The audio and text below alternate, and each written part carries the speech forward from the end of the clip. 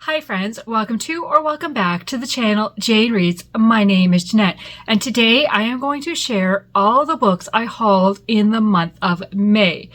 In the past few months since the beginning of the year, I have included my haul and unhaul of books in my monthly summary videos. However, I hauled quite a few books in the month of May, so I thought I better do a separate video. So that is going to be this video. The books that I unhaul for the month of May are going to be included in my May summary video, which will be the next video that comes out, hopefully.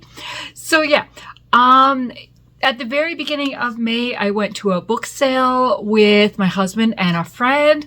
Then the second week of May, my husband and I were on vacation and went to Michigan, and we went to a few bookstores, Krishna Bookstore in Flint, Baker Book House in Grand Rapids, and two Second and Charles locations in the Detroit area.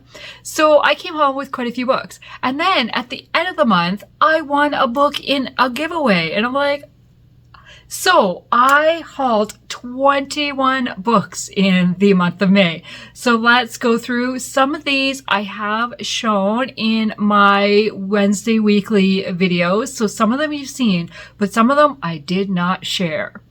So from the book sale, I picked up Peter Mansbridge, Off the Record. So it is an autobiography. Peter Mansbridge worked for CBC News in Canada, and he's actually from our area.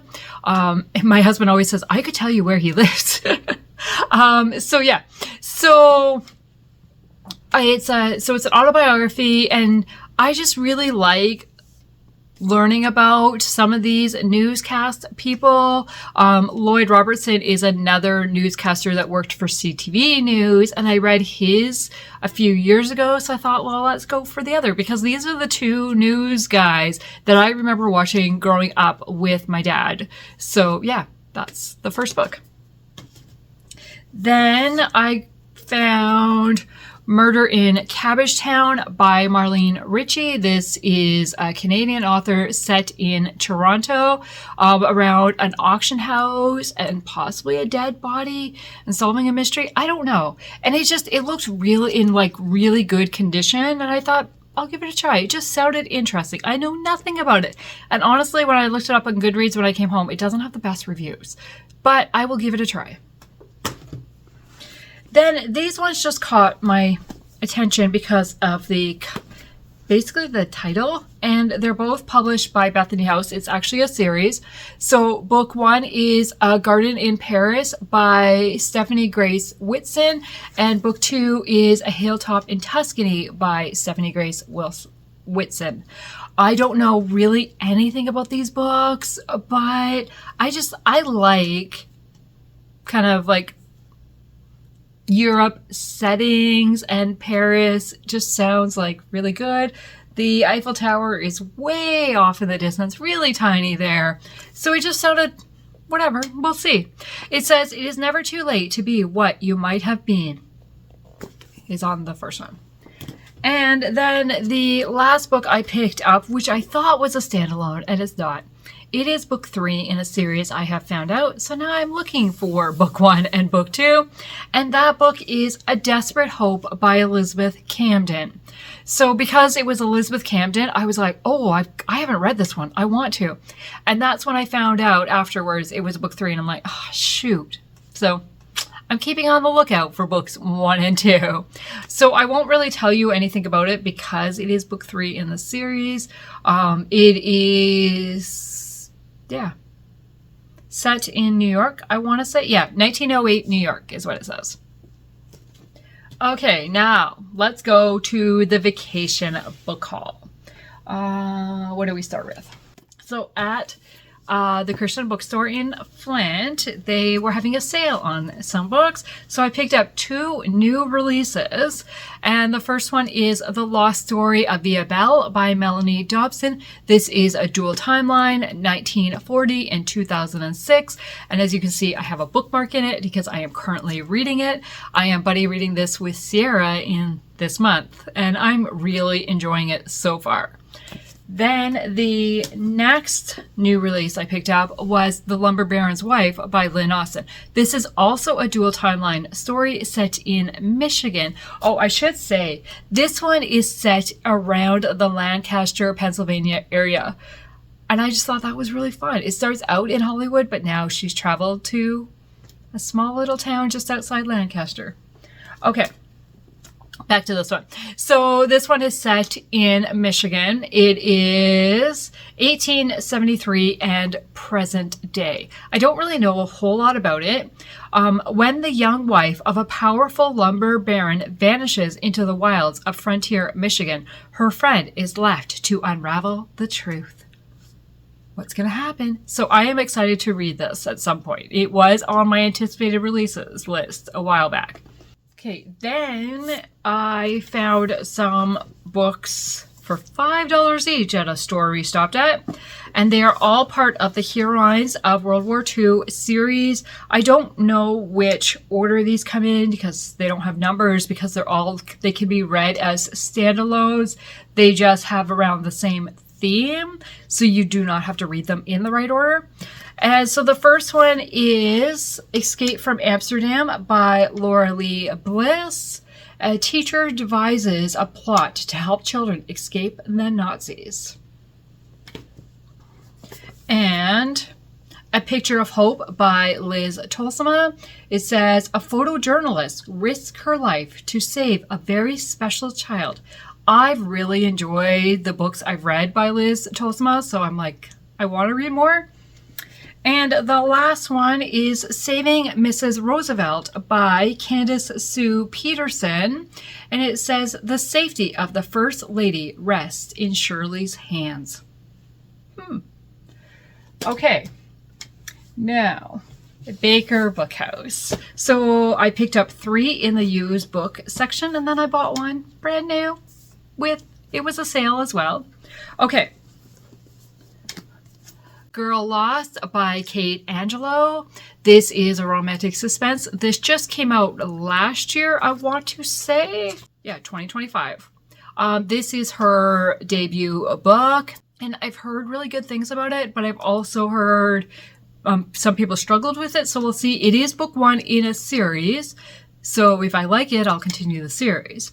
The series is The King Legacy. And it says, a lost baby, an inescapable past, a deadly threat. What? My pile's getting a little wobbly. Okay. Then another book in the Heroines of World War II series, and that is A Rose for the Resistance by Angela Couch. I think Coach. I don't know how to say her last name. And it says, a French woman and a German soldier form a truce. What? I've really enjoyed the one book I read in this, in the Heroines of World War II series, but I really like World War II stories, so I really want to read all of them.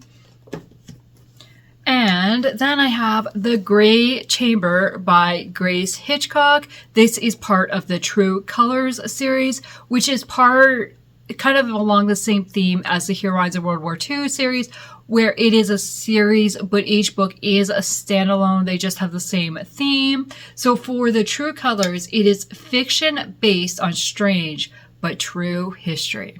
And for this one, it says, will Edith prove her sanity before it is too late? And then the last book I picked up, which is the one that was brand new, was Harbor Point by Irene Hannon. This is book 12 in the Hope Harbor series, and this was my most anticipated book for the first half of the year, I would say, or the first quarter of the year, maybe. April's not really in the first quarter, but yeah. This is the one that I had planned on buying when I completed my first line on my 2026 board, and I did complete it, and then I bought it. So this was 30% off the regular price. So I'm like, why not? And buy it where it's published, right? So this one, as you can see, it has a card in it. So it has a little bookmark. I am reading it in the month of June because it was picked for my TBR game, and the prompt was any anticipated book. Well, this was definitely an anticipated book. I cannot wait to read this one. Okay, the last 6 books from the book haul from the vacation. So I got these, all are used from Second & Charles. The first one is When Death Draws Near by Carrie Stewart Parks. This is part of the Gwen Macy series, and I think this is book 3. It doesn't say in here. Really? There's no book list in here.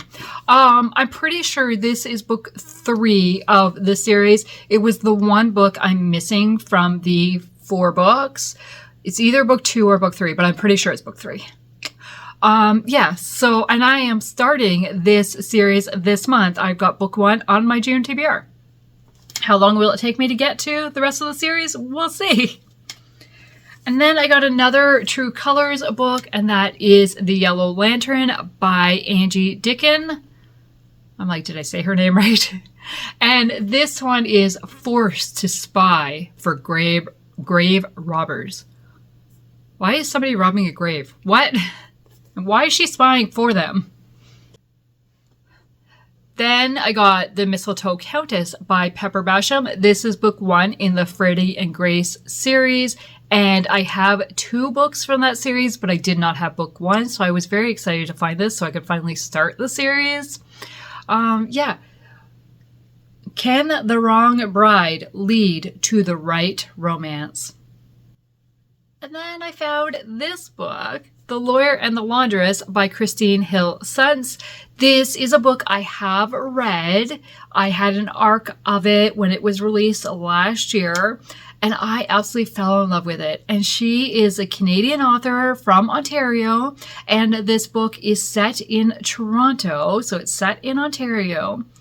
And I really, really enjoyed it. And so when I saw it, I'm like, I'm taking that home with me because I did not have a physical copy. So it is a marriage and convenience story, but the marriage doesn't happen until like a good way into the book.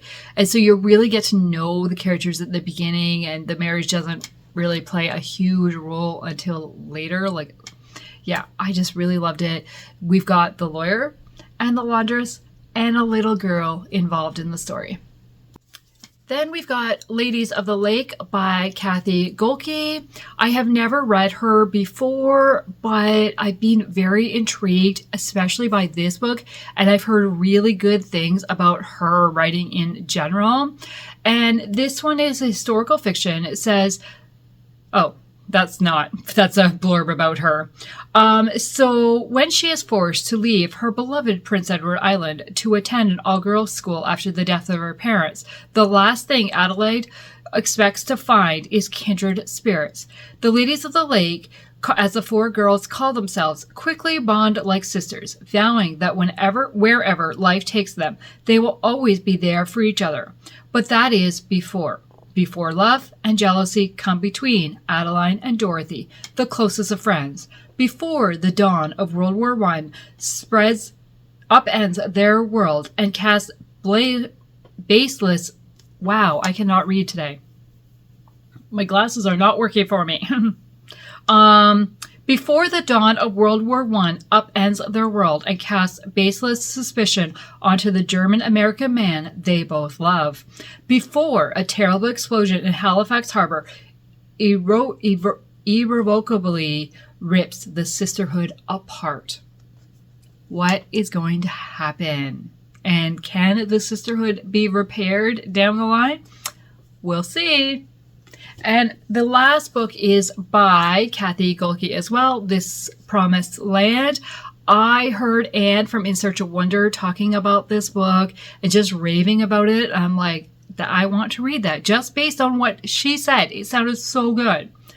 When she ran away as a young war bride, she was cut off from her family forever, or so she believed. Decades later, maybe the only way to move on is to go home. So I don't know. And then the very last book, the book that I won in the giveaway, is Mist Over Channel Islands by Sarah Sundin. I was so excited to read this. This is her new release that came out in February. And as of like pre-February, I had read Sarah Sundin to zero. And so this is the only book I have left to read to get her back to zero for me. So yeah, I'm very excited about this one. It is another World War II story. Okay, so I hauled 21 books in the month. I read 5 books. Wait, why am I giving you the summary in this video? That's going in my summary. Sorry, I'm not telling you the rest of that. Yeah, so if you want to know where my TBR stands, you will have to watch my May summary video, because in that video, I will give you all the numbers. Thank you for taking the time to watch this video today, and I would love it if you would like and subscribe to the channel if you haven't already. And please tell me, out of these books, which one should I move to the top of my list? Now remember, I'm already reading The Lost Story of Isabel and Harbor Point in the month of June. But what should be the next book I read from this stack? I would love to chat. Thank you and have a good day. Bye.